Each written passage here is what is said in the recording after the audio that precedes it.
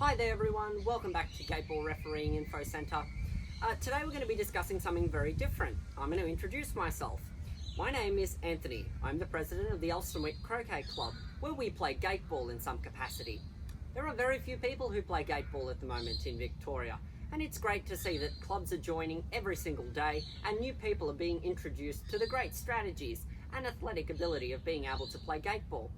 Gateball is a highly strategic sport and has many rules, but it can be incredibly fun to play with your friends with breaking all gender barriers and age barriers.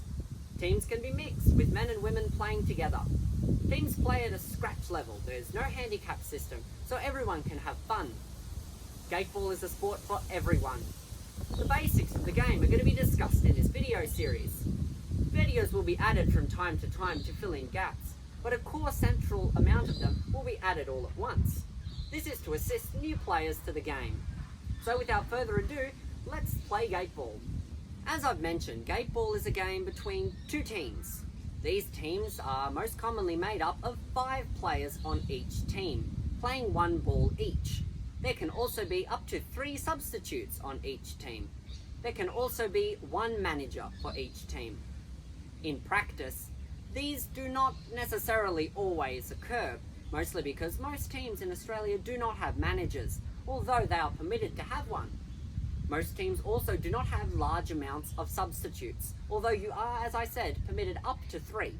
You are also permitted 1 or 2 should they be available. The game consists of 2 teams, as mentioned, one playing red balls and one playing white balls. The red balls being numbered 1, 3, 5, 7 and 9. The white balls being numbered 2, 4, 6, 8 and 10. You can tell that the red numbers are odd and the white numbers are even. I'll show you a description of this just now. We can see the balls clearly described here. We can see the red balls in the top line of 1, 3, 5, 7 and 9 being the odd numbers, and the white balls being 2, 4, 6, 8 and 10 in the bottom row. Each player of the game is assigned one of these numbers during the game by their team captain. And at the beginning of the game, all of the numbers and players, all 10 of them that is, line up in a line before starting the game. The uniform rules of our game dictate that each player wear a numbered bib. It indicates the ball that they are playing in the playing order. In this case, I'm wearing bib number 8. Number 8 indicates that I am playing ball number 8 in the playing order. It also defines that I belong to the white team, because number 8 is an even number. Thus, I am playing for the white team. The teams are also sometimes labelled the leading team and the following team. The leading team is always the red team, because they go first in the playing order, playing ball number 1. The following team is always the white team, because they are following, playing ball number 2, and so on and so forth. The key part of the game is balls going through gates.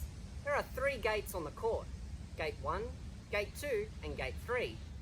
The goal pole is a small pole in the middle of the court, and it scores 2 points when you strike it at the end of the game. But what does that mean?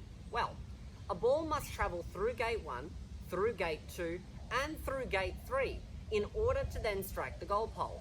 You get 1 point for each time you pass through a gate, and you can only pass through each gate once. You get 1 point for passing through Gate 1, 1 point for passing through Gate 2, and 1 point for passing through Gate 3 for a total of 3 points. You then get 2 points for striking the goal pole, resulting in 5 total points for your ball. 5 times 5 is 25, which is the score of a perfect game. Should all of the members of your team manage to strike the goal pole before the end of the 30-minute timer, which dictates the length of the game, you have achieved a perfect game, a rare feat in Gateball, but incredibly impressive to watch. The way you win a game of Gateball relies on you having the most amount of points when time ends, or having achieved a perfect game and your opposing team not being able to catch up after one further turn. This will be discussed in later videos, but essentially it means that if you have the highest point total at the end of the game when 30 minutes have elapsed, you are the victor. And if you have achieved a perfect game in another circumstance, which is, mind you, a lot rarer, you also win the game, as long as your opponent can't catch up after one further turn. It is important to understand that you do not necessarily need 10 people, 5 on each team, to play a game of Gateball. You can play with as few as 2 people, playing a game of singles, where one person plays all 5 balls of the side. It's extremely unpopular in Japan to play this way. The most common form of Gateball in Australia is most likely doubles.